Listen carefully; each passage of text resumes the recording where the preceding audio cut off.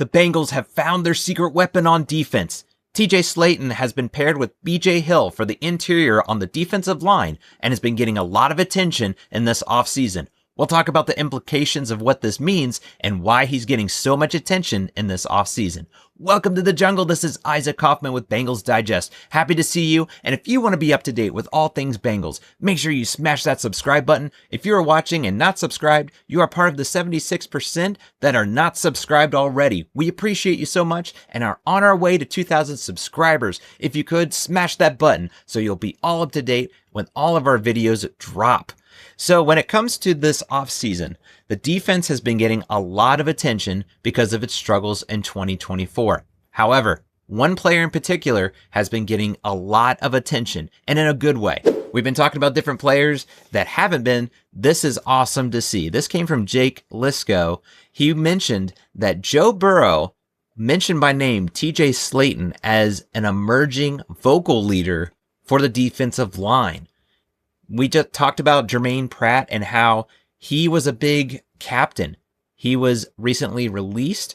Carson did a great video on that, so go check that out if you haven't already.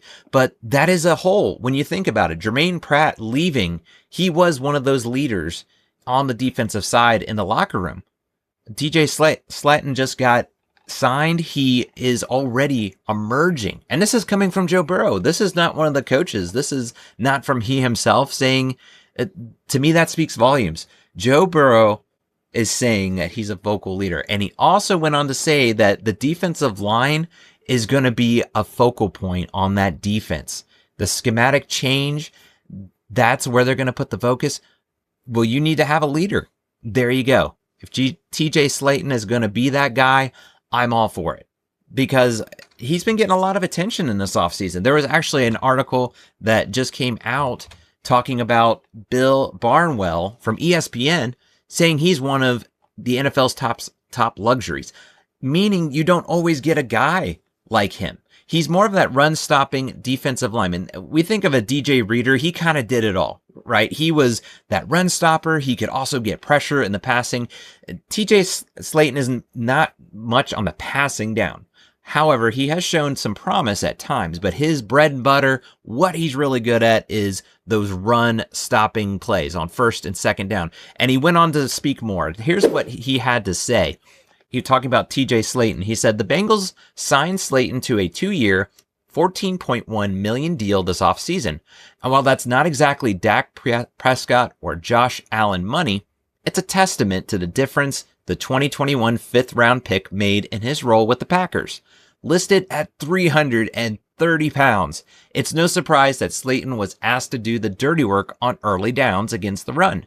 Last season, he played about 45% of Green Bay snaps on first and second down, but that fell to just under 19% of the snaps on third and fourth downs. With 2 sacks and 7 quarterback knockdowns over his 4 seasons in Green Bay, Slaton isn't going to show off a series of nuisance pass rush moves. What he can do is control gaps and maul the player in front of him when asked. Okay, so there's a lot here, but the point being, he is a run stopper. The Bengals had their times where they could have stopped the run.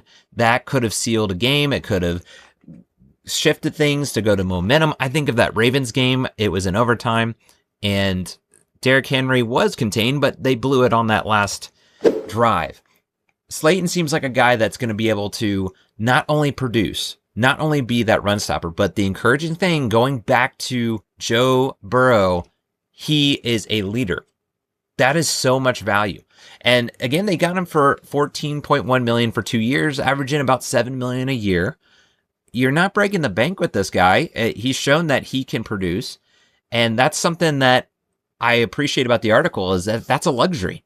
Not every NFL team has a guy like TJ Slaton, and they were able to get him from the Packers in free agency. That is huge to me. That is telling me that you're getting the defense right. You're getting the ship recalibrated, getting back on course and stopping the run, getting that interior right. Because the defense, it starts up front. It's always going to start up front. If you can get that right, it's going to just pay dividends when it comes to the back end and the secondary and the linebackers.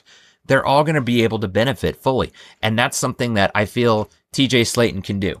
He's shown that he's going to be that run stopper, and that's just going to help set up the Bengals, because when you're talking about teams that are going to be going back and forth, if you can make them one-dimensional, make them pass. That's big. That's critical, because the Bengals were giving up runs at times. And here's something else that Bill Barnell went on to say. This kind of speaks to exactly the point that we can look at. So he says in 2024, Slaton's 45.5 run stop win rate on the interior led all defenders, just ahead of highly compensated tackles DJ Jones, Grover Stewart, and DeForest Buckner.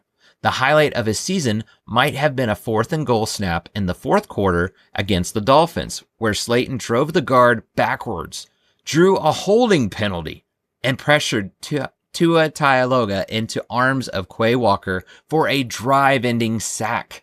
It wasn't pretty, but it sure was effective. Slaton's not going to be a replacement for Trey Hendrickson or even former Bengals tackle DJ Reader, but for a team that ranked 30th in EPA per play against design runs last season, Slaton was a much-needed addition. That's big right there. Right there at the end, the Bengals were 30th in EPA. That is expected points added. It measures the impact of a play, of how much a team is going to increase or decrease in points. It kind of gives that average on the stat sheet, so to say. That's just huge to me, that you're adding a guy that was first in win rate on the interior. That's somebody that they need. And he's got with him, BJ Hill on one side. To me, you're building up that line. That's just exciting to see that they got a guy like him in free agency. This wasn't a guy that they had to break the bank for. They didn't have to give up picks and trade for. He was right there. That's exciting to see. And again, I'll go back to Joe Burrow. That's the big point of all this, is that he is emerging as a vocal leader. The Bengals are going to need it. They've got enough distractions going on right now when it comes to Trey Hendrickson, when it comes to Shamar Stewart, all those things. You got to have your leaders in-house that can bring everything back. And I certainly feel like BJ Hill is one of those guys too.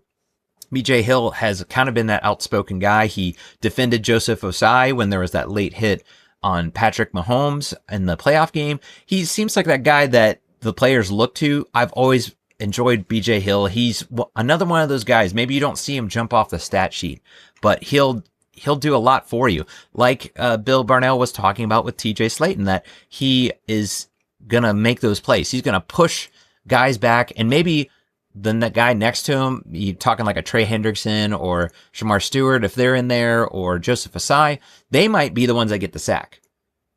But TJ Slaton, he's going to be the one that sets it up. And I feel like that with BJ Hill as well. He's kind of becoming a fan favorite. You can't help but enjoy when he is mic'd up. There's those funny moments and things like that. So I'm interested to see the dynamics. Maybe they bounce off of each other. If you see that, that's what you need. You need that chemistry. You need those guys to produce and to work well together. Another thing to point out is last year they had Sheldon Rankins that they brought in, and he had just nothing but injuries last year, unfortunately. He was supposed to be that guy. So it'll be interesting to see what happens now, because contrasting, again, last year they struggled. BJ Hill was really the only one on that line, but now you have a TJ Slaton. And they did draft Chris Jenkins in the second round, McKinley Jackson in the third round, and they showed a lot of promise. I'm excited to see what those guys can do too, but right now you need stability. TJ Slaton coming in and saying he's a leader. Let's go. I'm ready to go. I'm so excited to see this. Another point, too, is he is reunited with Jerry Montgomery. He was also with Green Bay. He is now the defensive line coach for the Bengals. Just everything's checking the boxes for me. I'm so excited to see what Al Golden is going to do with this defense. I mean, he's got everything outside of your contract with Hendrickson and Shamar Stewart. Outside of that, everything is coming together, it seems like. And especially if you've got a guy like TJ Slaton that can really bring that locker room together, be that vocal leader.